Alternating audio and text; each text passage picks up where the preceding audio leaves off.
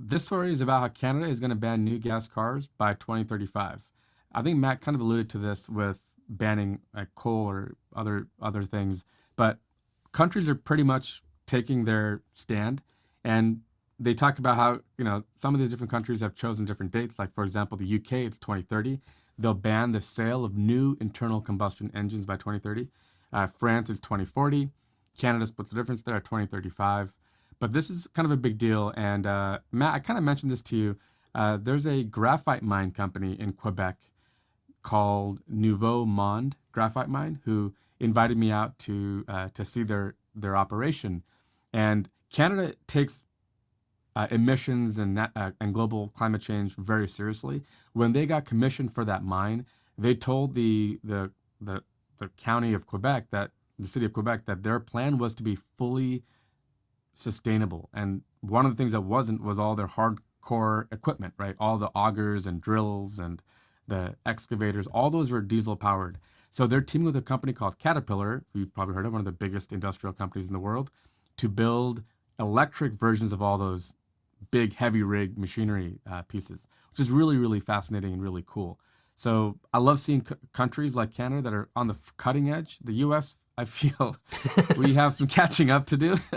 Yeah. But they take this seriously, man. And I'll tell you, EVs are harder there. Like, look at the snow on that ground. I mean, I think I told you, Matt, I used to work in aerospace engineering, and we did this flight test with Canada, the Canadian Forces, where I spent 2 weeks up in Cold Lake, Alberta, which is about 3 hours north of Edmonton.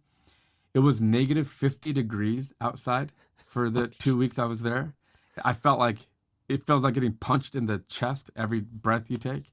And and I mentioned this, there are plugs already at every restaurant. You know why? Because when you pull up your ice car, you plug it in to heat the block to keep it from freezing over, because at negative 50 even a gas car won't turn on. So they're already ready for electric vehicles. But there are some serious challenges, and Canada seems to be ready for that. I love that. It Yeah. seems like if there was a country like Russia or Canada, people in the northern hemisphere is very cold climates, I would give them a pass to be later in the game, but they're cutting edge of it. Yeah, somebody in the comments pointed out who is from Canada, that Canada had already banned it by 2040 and they're moving that date up. So it's still a step in the right direction, however you look at it. Uh, for me though, as an American, go America. Uh, it's making me embarrassed because basically every country in the world has basically done this. Like China's done it, most European countries have done it, Canada's doing it. It's like everybody is doing this, but there's like this flip side to it of, at this point now, it feels like the United States doesn't need to do it because there's so much movement on this front around the world. EVs, it's unavoidable at this point. So we're going to get dragged along. We're going to benefit from this, whether we make the ban ourselves or not at this point. So I'm kind of torn whether we need to do it or not. What's your take on that? Yeah, for me, I think the angle that I've been thinking, we've talked about this in the show, is I think that we're going to see a reemergence of the importance of manufacturing.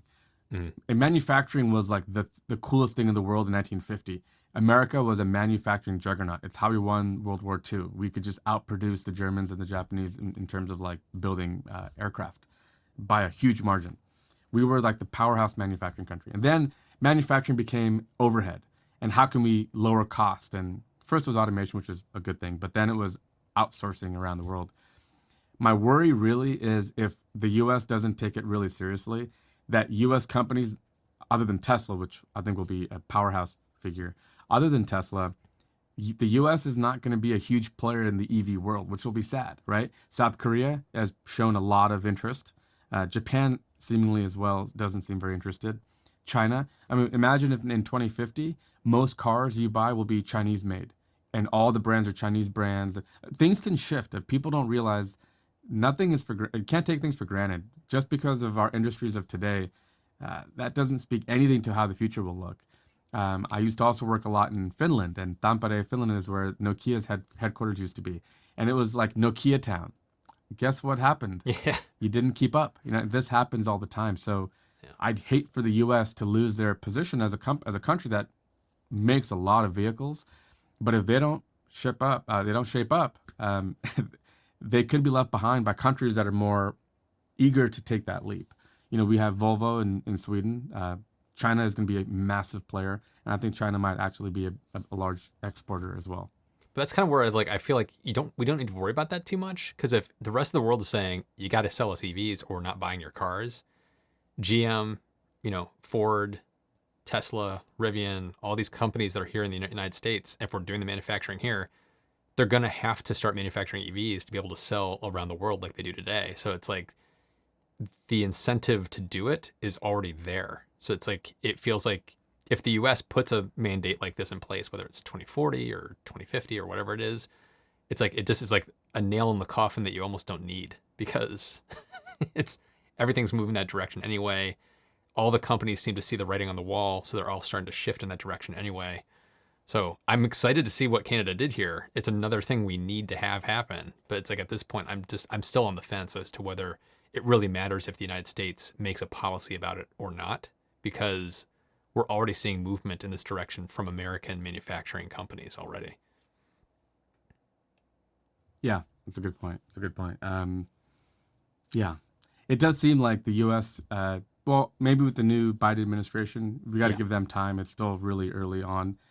They'll reverse some of those trends, but from the previous administration definitely was moving us in the opposite direction, pulling ourselves out of climate accords and stuff.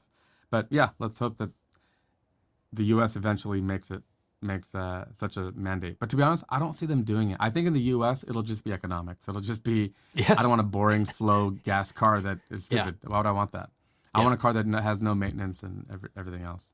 So I think in the U.S. it'll be the free market that just says like, yeah, we don't want your gas cars. We want By 2035 here in the United States, I will be shocked if it's cheaper to buy a gas car. It's like, it's going to be at a point where it's like, you're going to have to, you may not be thinking right if you're still buying a gas car in 2035, because it's going to be more expensive than an electric car. So it's like, by that point, it's kind of where I'm like, I don't think the policy is actually needed at this point for us, because we're just going to end up there anyway, which is great.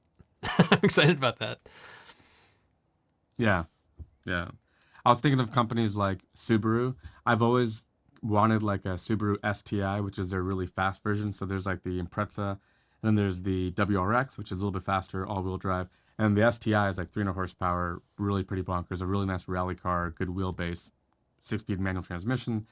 But building those cars are not that reliable. One of my friends that had one had the engine, like one of the piston heads blow up, and it was like a $7,000 engine repair at 80,000 miles. Right, that's the problem with gas cars. Trying to make a performance 300 horsepower gas engine, it's gonna suck. It's not gonna be reliable. Supercars, you can't just drive them like normal cars. You got to do tons of maintenance to keep them from falling apart. So the electric, like imagine a Subaru, for example. What if you guys just knock it off and start building EVs? A WRX or a STI Subaru EV with two dual motors, you could have 400 horsepower, and it would just wildly blow away all of your fans' expectations.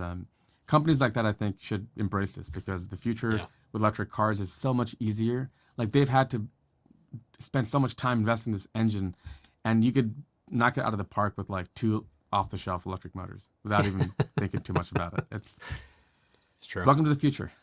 Yeah.